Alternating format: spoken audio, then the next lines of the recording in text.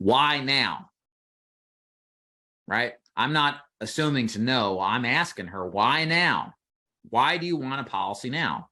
And notice the way that she said it. You know, what has happened in your life that now you're interested in getting a policy in place? Notice that presumptive language, right? We're talking as if it already has happened. That helps, I think, grapple with the realization that you're going to own this thing, right? It's selling past the sale, I guess you could say, in a sense. So, but equally, if not more important, this is the why question. Why now? We know the why, then we can get the sale. We want to stay on the pain that she's trying to avoid. I don't want my kids to pay for the funeral. Why is that important to you? That's a great follow-up question. Because why would it be important to a parent not to have her children pay for it? Well, I mean, we could presume maybe she had a bad experience where she paid for her mom's funeral, right?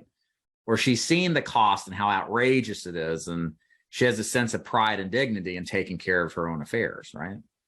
I don't know what it is, but I want you to ask what it is, because that's the hinge that swings the door of the sale, right? What is it about not burdening her children that is important? So why is that important to you? Now, I would get to the do you have any experiences with paying for funerals later? That's another way to get into a conversation about need and desire. Like, oh, somebody you know didn't have a policy. What was that like? How did you pay for it? So you don't have coverage, though, right, Mrs. Prospect? No. How would they take care of that policy? How would they take care of it without the policy? That's a great question too. Why, in other words, do you care about your kids not being burdened? Why is this important to you? What would happen if you didn't have coverage? How would that affect them? These are some other follow-up questions to ask after you get a better picture of why it's important in the first place. Why do we care about asking these questions? Because it builds urgency. It builds the need. The client is able to verbally share her opinions that she probably doesn't share with anybody. And when you speak thoughts out loud, you automatically get clarity. When you speak thoughts out loud, it helps clarify what your intentions are and goals are. We're facilitating that process, right? You know, we're asking questions like, so what's your why? And we're talking about something very sensitive to the client. We just kind of open that Band-Aid a little bit to the wound, right? And then we just jam it shut and then talk about something else that's just inconsequential, like how many kids you got, where do they live? That's rapport building talk. We don't care about that. We care about the pain. I've learned, listening to another salesperson, a great little kind of description of what we're trying to do in a sentence. I'm always looking to paraphrase things in like 10 words or less, right? Just an easy way to remember a complicated process. And what we're trying to sell here is not the product, it's the problem. We have to sell that this problem is bigger than they see it as. The perception does not match reality. It's our jobs to be the purveyor of truth. We have to show them that this is a huge problem. And if you don't fix this problem, there's a lot of consequences and fallout from it, right? And so your responsibility as an agent is to show the problem in its entirety. Okay. So we have to stay on the pain, because it's in the pain that we find the problem. What's the problem with kids not having coverage?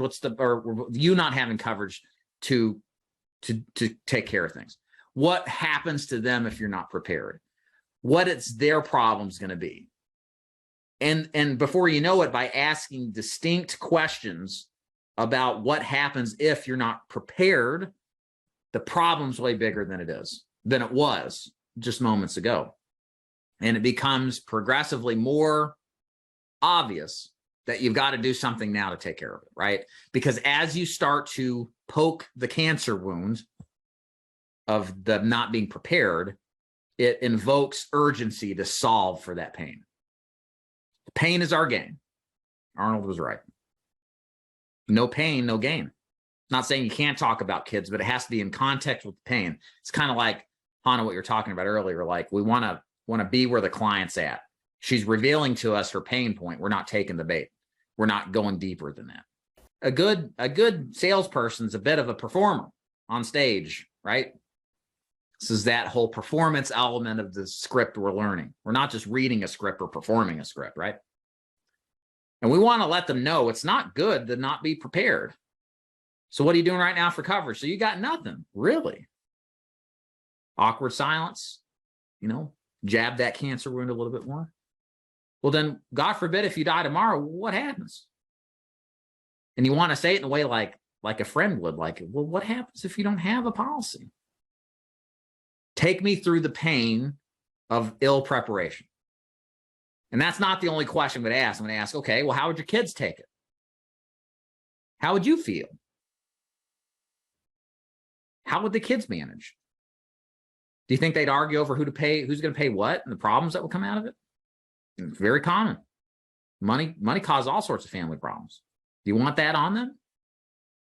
Make them feel the pain. Why do we have to do this, guys? Because and this is the most intangible product you could sell. Life insurance is a product you got to die to get. Y'all realize that? Like, it's not like buying a car where it kind of sells itself. You get in it, drive it, it's fun. Then it's just a matter of financing. This is a matter of getting them to buy something they'll never see the benefit of, and they've got to pay for it until they croak.